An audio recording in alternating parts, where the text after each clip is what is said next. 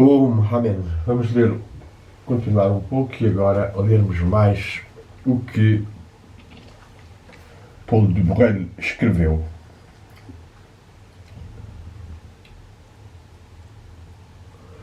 Este monoteísmo judaico e cristão, e partilhado também pelo Islão, de onde nasceu? Quais são as fontes históricas do monoteísmo? Borrell vê exatamente no culto solar do Egito. O monoteísmo yavético pôde elaborar os seus primeiros rudimentos depois do reencontro com as expressões egípcias e monoteístas ou monoteizantes das teologias de Mênfis, de Heliópolis e de Tebas, à volta dos deuses Ptah, Ra e Amon. Mas é sobretudo com o monoteísmo solar de Aton, devido à reforma de Amenófis IV, entre parênteses Akhenaton, de 1375 a 1358, que o espírito religioso deixa as representações plásticas, como o fará Javé, e exalta a unicidade divina. O Deus único, fora do qual não existe outro, segundo um hino ao Deus solar, egípcio, dos quais alguns salmos de David refletem depois tal misticismo, e no qual o Salmo 104 inspira-se nessa louvor da criação. Sem se entender que o culto solar seja em todos os seus aspectos, a sua única origem da intuição monoteísta, notemos mesmo assim a importância que teve no monoteísmo de Aton, como de Mitra, como da Ahura Mazda. Aqui Borrell considera que a origem do monoteísmo nasce do Sol, da contemplação do Sol, da importância do Sol, e que essa origem vê-se um pouco mesmo em Mitra, ou mesmo nas representações e vamos lá, caracterizações da Ahura Mazda, já que há uma ou duas gatas ou canções nomeiam como o espírito solar, como o Sol. Esta afirmação, ó Deus único, entre o qual não existe nada senão, não existe nada mais, vai também refletir-se na afirmação lá e lá e lá do Islão. Portanto, todas estas formas monoteístas, por Borrell, derivam do Egito e também do Irão e, basicamente, até da importância sentida, ou mesmo vivida espiritualmente, ou previsão espiritual do Sol, que para algumas religiões foi verdadeiramente divinizado e tal, um dos últimos, entre nós até apreciado por Fernando Pessoa, Juliano o Apóstata, que criou, que era antes Juliano o Sábio, mas apóstata por não ter apoiado o cristianismo e ter tentado manter a tradição religiosa greco-romana com grande sabedoria, e na qual o Sol Invictus era a melhor imagem que nós tínhamos da divindade e não as que eram apresentadas pelo cristianismo, derivadas de um Yahvé violento, sanguinário, ou de um cristianismo também que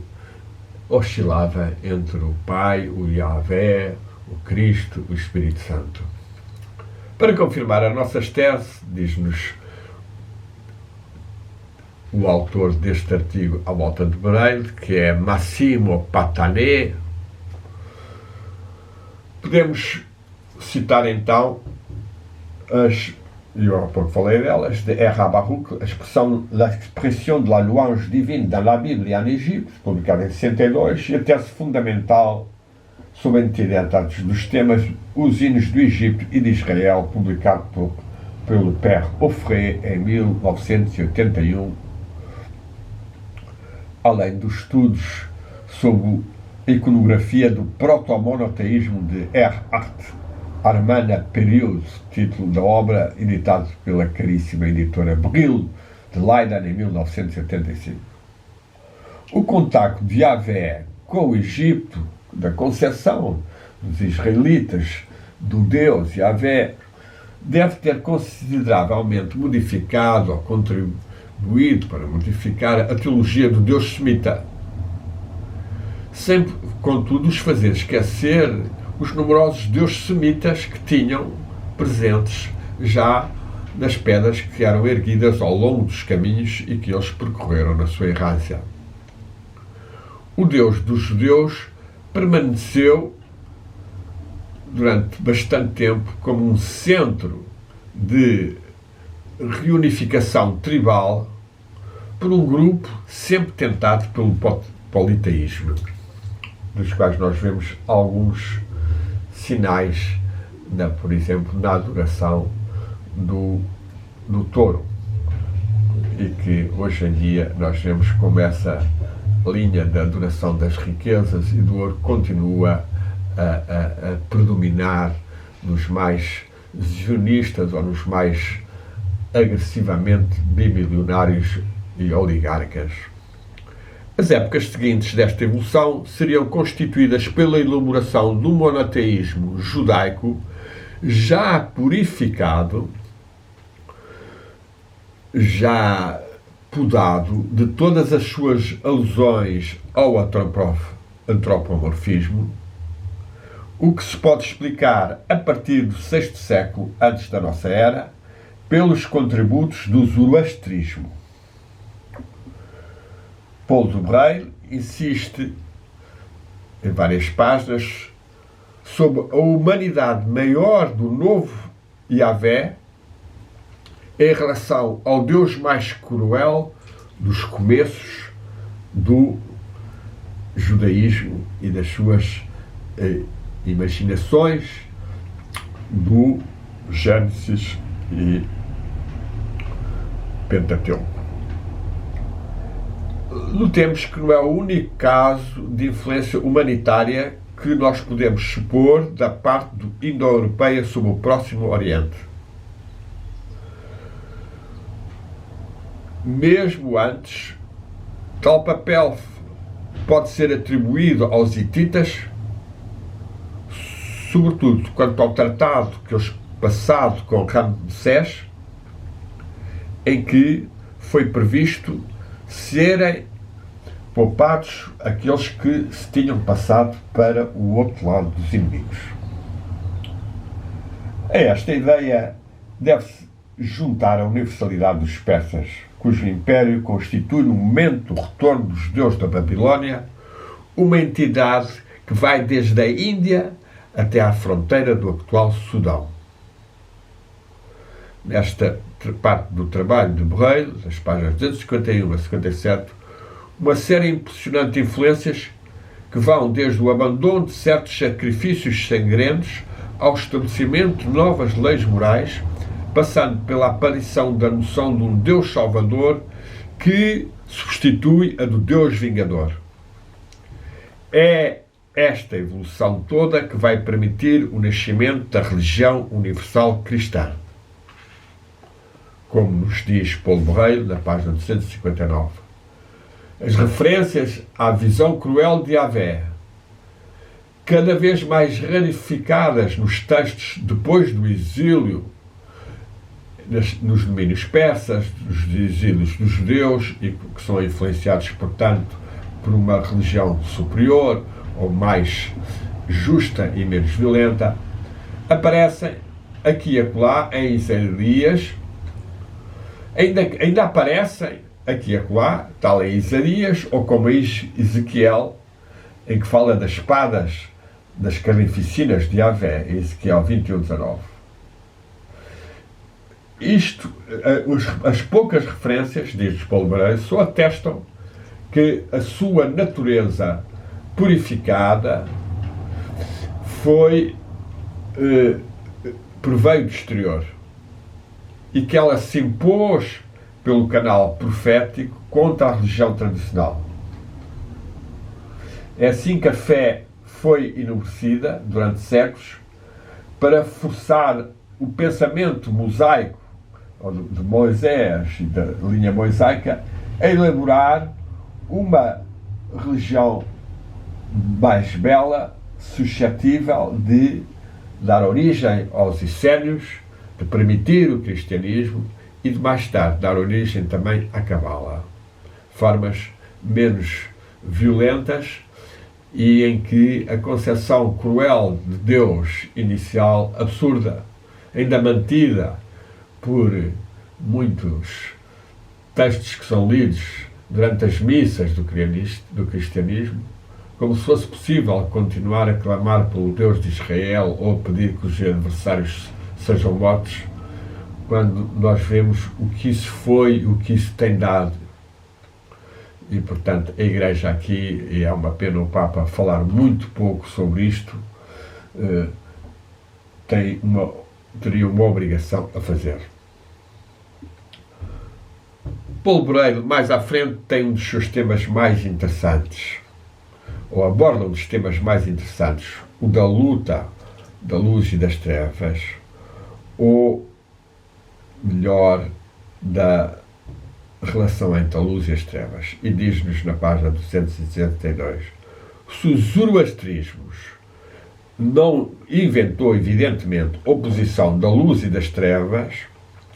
ele incontestavelmente transpô-las ao plano metafísico e formulou-a de um modo cosmológico.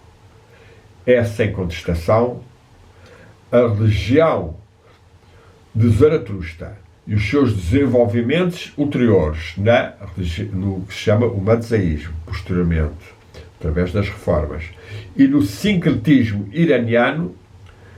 até ao próprio manicaísmo, já poucos anos depois do cristianismo, que engendraram essa prodigiosa teologia da luz e das trevas, tão característica do pensamento iraniano, até ao Islão xiita. Esta teologia da luz e das trevas e da luta contra o mal, contra as trevas, contra a mentira, que o xiismo desenvolveu bastante, já que os seus próprios ímãs ou líderes foram sucessivamente aniquilados pela linha mais fanática do califado de Medina e de Meca e de os sunitas, e que hoje em dia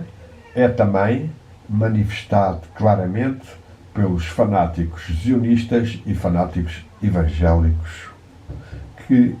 estão verdadeiramente na mentira e na violência, e que, graças a Deus, que foram eles que lançaram o ataque, porque se tivesse sido o Irão já tinha sido arrasado por toda a NATO, por toda a União Europeia, por tudo. Mesmo assim, eles vão facilitando e ainda se atrevem a mentir, voltando à ideia de que, uma ideia propalada durante 40 anos, de que já tinham quase a atingir a bomba atómica em poucos dias, ou que iriam lançar um ataque preventivo. Absolutamente falsidades, mas que homens como Marco Rubio, como Trump, como os ministros e ex-ministros de Netanyahu e ele próprio, e Peter Haggett, afirmam ou tentam fazer as pessoas admitir isso, por vezes com a ajuda de homens absolutamente diabólicos, como Lindsey Graham, ou agora uma frenética citada evangélica sionista, Paula White, a conselheira de Trump, e que nós encontramos no YouTube em alguns vídeos muito interessantes de citação, a lembrar alguns movimentos New Age de que ela se apropriou com os seus decretos, tal, os de Elizabeth Clare Prophet. Ora, Braille sublinha aqui, com razão, que esta oposição pode ter vindo de influências diversas. Já no Egito, o soberano assimilava-se, depois da sua morte, a uma série de estrelas, segundo os textos das pirâmides, e o Egito conheceu também a imagem da ave da luz, a fênix, que se tornará mesmo uma imagem de Cristo em lactância nos mosaicos paleocristãos de Roma e de Emés. A originalidade da ideia iraniana está sem dúvida na espera de um combate final entre os dois princípios e que leva ao triunfo do bem. Isto encontra-se na teologia do Islão xiita, como a reaparição do 12º imã, e mesmo no sunismo, pela pessoa do Mahdi, desse ser que virá, e segundo algumas das profecias dele, antecedendo mesmo a vinda de Cristo. É claro que isto são imaginações, são esperanças criadas, pois nada desse aspecto acontecerá, e ao longo dos séculos vários messias, vários Mahdis se afirmam, existindo ainda mesmo agora um também muito New Age a afirmar-se como o Mahdi islâmico, e reunindo a partir da sua ascendência ocidental e egípcia uma salgalhada de textos e de afirmações, mas tendo muita gente atrás desse novo Mahdi, ou mensageiro divino. Quando, na realidade, o que está aqui são seres poderosíssimos em dinheiro, que fabricam o dinheiro que querem graças à dominação do dólar sobre as outras moedas e a capacidade de imprimirem infinitamente e de corromperem meio mundo. Só isso, só assim se compreende que tenha havido tantos traidores dentro de países sãos e que se deixaram vender miseravelmente. E é assim grande parte da sociedade ocidental, porque se o patrão da empresa está completamente sujeito ao dólar e ao americanismo, se a pessoa levanta um bocadinho a voz contra a criminalidade ou pedofilia da elite epsteiniana ou da oligarquia, arrisca-se a ser posto na rua. E assim vai mantendo-se esta sujeição tremenda que uma oligarquia infra-humanista, verdadeiramente diabólica, que mesmo na União Europeia tem na direção e em cargos importantes seres completamente arregimentados e que acabam por controlar as televisões, as narrativas oficiais, as instituições, e vemos como nós temos tanto Milhazes, tanto Soleres, tantos Rogérios, tanta gente, ou no Correio da Manhã, tantos anti-iranianos de um primarismo e de tanta mentira, como no CNN, que agora parece, ao consta, está a mudar um pouco no seu discurso contra Trump. Vejamos o que isto vai dar. O que nós vemos em Paulo Breil é que esta influência do judaísmo no Ocidente, da sua forma radicalizada, ainda sionista, violenta, é extremamente negativa. Ora, muito do melhor das religiões do livro vem da influência iraniana. Por exemplo, a palavra paraíso era persa. E significava o quê? O mundo estável, que se opunha ao mundo instável e ao mundo dos nós lambadas. Do mesmo modo, nós encontramos também este mesmo contexto em relação ao inferno e ao castigo que encontramos em Dante, num percurso que une o Irão ao mundo mediterrâneo por intermédio do Islão. E estas foram as teses do professor Aboussani, B-A-U-S-A-N-I. As análises seguintes dizem respeito ao reino de Deus e à ressurreição. Breil conclui que esta ideia materializou-se ao passar-se da Pérsia ao cristianismo por intermédio dos judeus, e a ressurreição, que era espiritual, tornou-se carnal. Este capítulo conclui com a oposição entre o mosaísmo oficial e as novas ideias resumidas assim. Em resumo, os grandes temas zoroastrianos nós encontramos idênticos ou transformados no judaísmo e são um monoteísmo supracósmico cedendo ao dualismo de Satã, o mal, que não pode prover de uma essência absolutamente pura do verdadeiro Deus,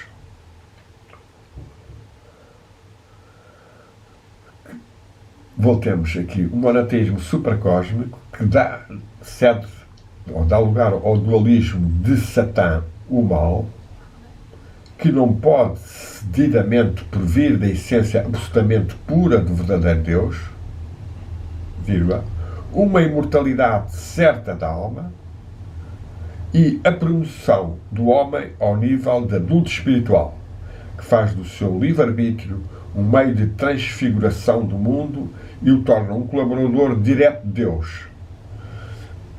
Depois também a ressurreição dos mortos, são outros temas zoroástricos, a angelologia e demonologia, que influenciou bastante os corpos doutrinários judaicos e cristãos dos anjos, construídos a partir de empréstimos e influências zoroastrianas e imaginações, a escatologia apocalíptica e o messianismo espiritual. Aqui há, de facto, haveria muito a dizer sobre cada um destes aspectos. Depois, o Máximo passa para um 12º capítulo intitulado Os Judeus e os Partas, onde escreve as várias mudanças que aconteceram em que a gnose zoroastriana foi influenciante pelas turbulências da época e que criaram nos essénios, por exemplo, uma capacidade de terem influenciado o cristianismo. E diz-nos assim: entre as seitas judaicas opostas ao sacerdócio de Jerusalém, depois dos acidenes até aos acelotas, os essénios, que recuperavam em comunidade rurais fariseus místicos, que eram adversários dos saduceus e dos fariseus politizados das cidades, e estes essénios oferecem mais ainda que os terapeutas dos egípcios afinidades muito fortes com o esoterismo zoroastriano, que passaram ao criptojudaísmo e com os evangelhos. Daí que Jesus possa ter recebido dos essénios uma parte essencial da sua iniciação, tal como o próprio João Batista. Depois fala-nos também das influências sentidas em Corão e nos combates entre Roma e os Espartas. Ele lembra de novo que houve uma helenização da sinagoga que foi permitindo uma criação de uma espiritualidade dentro do judaísmo superior à antiga, e que algo se passou também semelhante a isso, uma transformação no budismo na zona do Império dos Espartas. Como sabemos, foi uma zona já onde os persas chegaram e onde o budismo se desenvolveu também, e que deu um budismo iranizado, que é o famoso reino greco-romano e greco-bactriano de Custan. Isto tudo vai permitir a Paul Breil traçar um último quadro em que afirma, sob o título Evangelho e Esoterismo Zoroastriano, vai permitir-lhe afirmar que a ideia da delegação divina num ser eleito terá especulações consideráveis na época parta, desde o budismo iranizado até a gnose do Próximo Oriente. No No Oriente, Maitreya, nascido de Mitra. No Ocidente, Mitra, o Redentor. Identificando-se com Vohu Maná, um dos Ashapenta, os arcanjos do Irão, do zoroastrismo, Mitra substituiu-se frequentemente ao Sawoshan, o Redentor zoroástrico que se sonhavam os zoroastrianos, e Mitra vai se tornar, na região mitraica, que tanto se desenvolveu desde o primeiro século a.C., quase em concorrência com o cristianismo. Das seitas mágicas do norte do oeste iraniano, mais mitraicas que os zoroastrianas, nasceram os mistérios de Mitra, culto que desde o primeiro século a.C. penetrou no Império Romano pelas regiões da Cilícia, da Arménia, da Capadócia e do Eufrates. Estes mistérios formaram uma religião concorrente do cristianismo pelos temas paralelos saídos do mesmo fundo zoroastriano.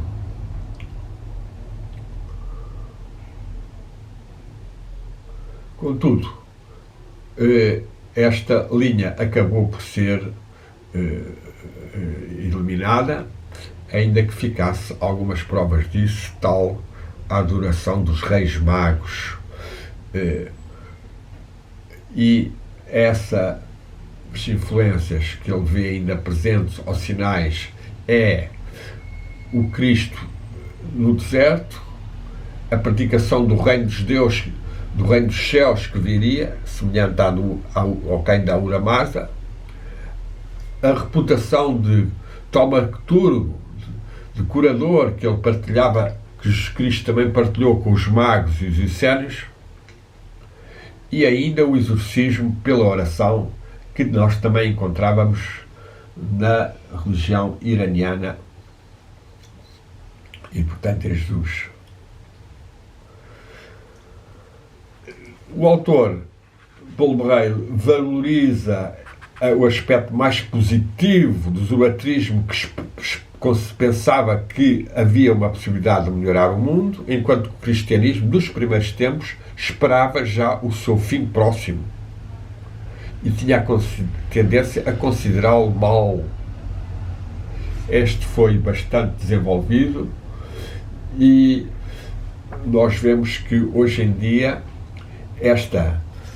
que foi o Apocalipse, representa isso, todo esse tipo de transformações, e que dá nestes malucos de Peter Haggett, ou Paulo White, ou Trump, ou os sionistas que esperam termos chegado ao fim dos tempos e que eles estão a precipitar para vir o Messias e o reino dos céus. Quando de facto o reino dos céus é uma expressão absolutamente não política, não exterior, mas é do mundo espiritual, que os seres deveriam ter mais consciência e mais comunhão e vivência em si. Venha a nós o vosso reino, significa venha a nós o vosso espírito de amor, de paz, o vosso, ou seja, o primordial, e que no fundo é o essencial de cada um de nós. E é uma pena que tanta gente esteja a absorver tanta violência, tanta mentira. Parece que saímos de uma primeira caixa de Pandora de negatividade abjeta, sexual e pervertida da elite epsteiniana norte-americana e ocidental, que abrange tantos seres, para agora a das mentiras dos belicistas, do warmongers, como Lindsey Graham e outras seres realmente miseráveis. Temos que então esperar que a humanidade se vai educando mais, que vá se libertando de tanta alienação e tanta manipulação, que consiga ter os seus momentos de silêncio, de oração e meditação para obter alguma ligação com o seu espírito, com o seu anjo, com os mestres, com os antepassados, para atrair energias positivas do tal reino dos céus à terra e possamos tornar seres irradiantes de luz e de amor, como os verdadeiros mestres têm testemunhado, e a tradição iraniana tem muitos desses mestres: Shuravardi, Nur Ali Shah, Ruz Behan, Attar,